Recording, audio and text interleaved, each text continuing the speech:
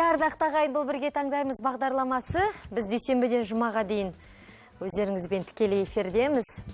Бағдарламамызды жалғастырайық, көптен күткен мүмкіндік. Нәзік жандылардың 80%-ын мазалайтын мәселе әжімнен арылудың оңтайлы жолдарын бүгін арнайы қонағымызбен бірге анықтаймыз. Инста оқырмандар арасында осы әнші Алтынай ханымның маскалары деп танылған әдіс амалдарды әншіміздің өзі дәл қазір тікелей эфирде көрсетуге келіп отыр. Қарсы алыңыздар, сүйікті әнші қыздарыңыз Алтынай Жорабаева. Келіңіз, Алтынай ханым. Сәлематсыз, қалыңыз қалай? Қайырлы күн, қош келдіңіз. Сізді қанша, Алтынай ханым, қанша жыл болды? Былтырлары болды. 2 жыл болды бағдарламаның ашылғанына, 2 жылдан асып кетті. Сіз, уақыт жоқ па әлде неден? Әлде бағдарламаны келгіңіз келмей, әлде... Сондайдан қақсап тұрмын ба? Негізінде енді тікелей эфир болған. Әлде маскаңыздың құпиясымен бөліскіңіз келмеді ма? Мен ондай әдетім жоқ. Мен бір нәрсе білсем, оны айтуға тырысып көп адамға пайдалы кеңеспен бөліскім деп тұрады. Құрбыларымның өздері де солай айтады. Осы Алтынай бірдеңе білсе, бәрімізге айтқысы келіп қалжың ғой, өйткені сіз оқырмандарыңызбен бөліспеуші едіңіз, барлығын айтып отырасыз. Қазір жаңа тікелей эфирде шыққан болатын ол жерде де. Үзе қойдым да жүгірді осында келдім. Мынаны түсінбей тұрмын мүмкін. Су ішінде бір ас содасы қосылған-ау деймін. Қазір оның барлығын жұмыс барысында біз бастап былай кірісеміз. Бұл ерекше бір қызық маскалар болайын деп тұр. Негізі Алтынай ханым, сіздің бетіңіз құрғақтау. Қазір Астанаға қоныс аудардыңыз. Жел қатты. Одан сайын. Сөзің аузыңда кеше емес, осы 1-2 күн болып қалды. Шымкенттен класстастарым жазып жатыр ғой. Астананың суына үйрендің ба, қалай, бәрі дұрыс па деп. Мен айтам, Астанада білмеймін, біз далаға шықпаймыз деймін да. Сөйтіп қалай. Мен айтам, біз тез машинаға отыра қоямыз, одан кейін келеміз да ет жеп жатамыз үйде деймін ғой.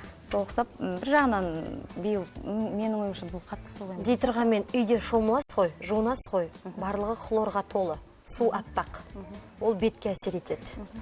Қалай бұл жағынан келді? Жоқ, оның да мысалға таза, әлде кешке хлорсыз судың да өзінің үнемі оны пайдалана бергеннің де зияны бар, егер біле білсеңіз. Әлде бетті сүртіп қана тек крем жағасыз ба? Онда емес. Жуына берем, ол суға да жуынам, бірақ артынша жақсы кремдер, табиғи лажы болса да, сондай маскалар болсын, ылғалдандырып отыратын, құрғақтықтан сақтайтын, жаңа әжімнен деген сияқты. Өзіңізге ең жақсы ұнайтын тез жасалынатын маска қандай? Мен көбінесе петрушкамен жасап тұрам, өйткені... Аскөкпен? Иә, аскөк. Жақсы. Петрушка, патрушка. Өйткені жаңағыдай бізде көктемге қарай секпілдеріміз гүлдей бастайды. Қарадақтар, көбінесе мысалы босанған келіншектерде кішкене сол жағынан проблемалар көбе. Соған маска тез жасайланады. Негіз бұл жерде барлық маска тез. Не қосасыз сонда жаңағы? Мысалға петрушкамен дүкеннің сметанасымен бірге бір маска жасауға болады. Қаймақ? Қаймақ. Қаймақпен қосасыз, иә? Ал өзіңіз қалай жасайсыз үйде? Осылай. Осы екеуін ғана қосасыз да бетіңізге жақ қоясыз. Ол жаңағы бұны күнде жасаса да болады. Жаңағы ұйықтар алдында жасауға болады. Негізінде бұл мысалға бұның өзі блендерден өткізу үшін мысалға көп жаңағы көлемде өткізу керек қой, өткізіп мұздатқышта сақтап қоюға да болады да мысалға. Бұл масканың бәрін. Мысалға мына күріштің өзі жаңағы неден өткен талқандалған да мысалға мынаның өзі оны күріштің ұны деп айтуға болады, ұнтақталған. Осының да өзін көбірек қылып дайын қылып қойып қойға болады. Жоқ, ойбай жаным ау. Бұны үзіп жасамай ма? Жоқ, бұлай емес. Бұны жаңағы соғы шығып тұрғандай етіп майдалану керек. Енді мына бағдарлама барысы аз уақыт болғандықтан. Жарайды. Қаймақтың өзі тұрсын. Түсінікті, яғни менің түсінуім бойынша сіздің ең жақсы көретін маскаңыз қазір мен алып келем. Сіз айта берсеңіз болады. Негізі мынау құрметті көрермендер, мынау әжімге қарсы деп жатады ғой. Көбінесе бізде мына картошканың крахмалы бетке өте пайдалы.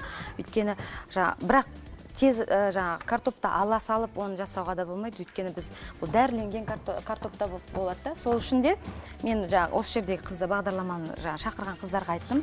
Алдын ала картошканы негізінде бұлай емес. Сыртымен мен түсіндіргенімде ешқайсысын орындамапты мына қыздар. Шын айтып тұрмын. Мен оның бәрін жазып, 2 рет қайтара жазып жіберген болатын. Картопты сыртымен 4-5 сағат суда тұру керек.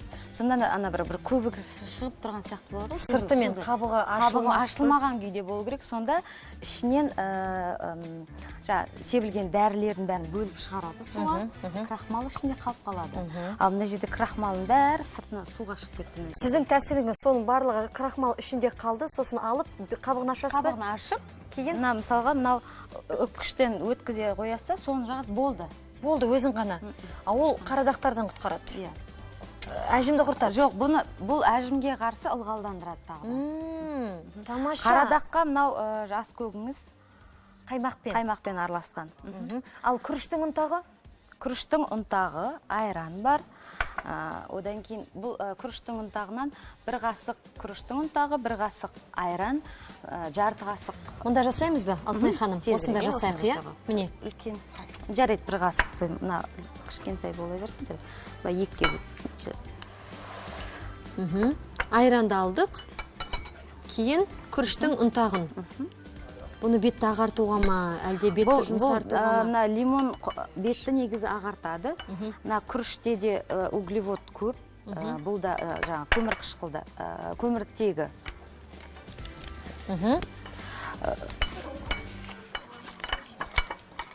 Сосын лимон шырыны? Иә, лимон шырынан жарты қасықтай, жарайды, 1 шай қасық болса болады. Болады. Одан кейін негізінде сәбіздің шырыны деп айтқан болатын. Сәбіздің дүкеннің сәбіздің шырынын алып кеп қойды қыздарыңыз. Негізінде кәдімгі үйдегі бақшаның сәбізін блендерден өткізіп, соның соғын алу керек. Соны қосасыз да? Соның 1 қасығын алып қосасыз. Негіз одан көбірек дайындап, кішкене ыдысқа салып, құйып, тоңазытқышқа дайындап қойға болады. Өйткені бұл маскаларды, мысалға мыналарды аптасына 2-3 рет жасауға болады. Мынаны да 2-3 рет жасауға болады. Ал мынаны күнде жасауға болады. Міне аскөк блендерден өткізілген және де қаймағы қосылған. Оны бетті ағартуға жақсы көмектеседі екен. Шырыны шығып тұрған болу керек та, блендерден өткізген кезде. Рецепт, бірінші рецепт, екінші рецепт ол күріш ұнтағы, айран және де лимон шырыны, кейін сәбіздің сәл шырынын қосып, оны араластырамыз. Бәріне бір қосу керек та, тек қана лимонды жарты қосу керек. Ол бетті бізде жақсы ағартады, ылғалдандырады. Екінші рецепт, енді үшінші рецепт қайтатын болсақ, картоптың сыртын аршымай-ақ суға 2-3 сағат салып қоямыз. Салып қойғаннан кейін оның сыртын ашып, жаңа себебінде айтып кетейік та, не себеп? Өйткені оның дәріленген картоптың дәрісі суға шығу керек, оның сыртын ашымай тұрып та, қабығын. Содан кейін оны ашып, тазалап, үккіштен өткізе қоямыз. Тез. Негізі ұсағынан өткізсең жақсы болар еді. Өйткені мынаның бәрі беттен қалады.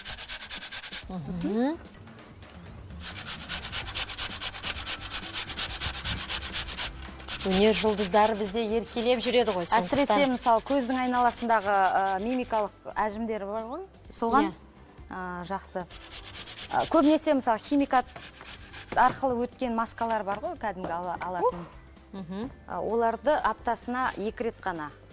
Ал мына табиғи болғандықтан 3-4 рет жасауға болады. Міне. Ал аскөкті қаймақпен күнде жасауға болады ұйықтар алдында. Сонда беттегі сепкілдер, қарадақтар босанғаннан кейінгі.